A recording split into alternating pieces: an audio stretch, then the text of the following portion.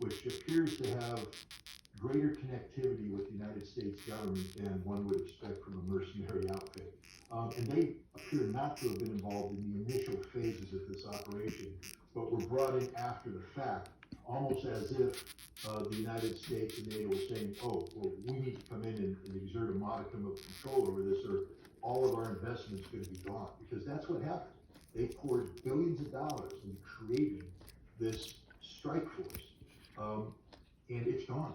All the M1 Abrams tanks, the Challenger, the Chieftain tanks, the new Leopard tanks, they're in Kursk, they're being destroyed.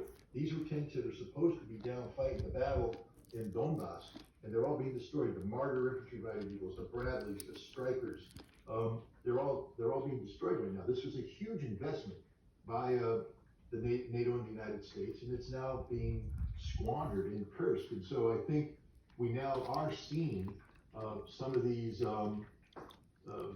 black units, so to speak,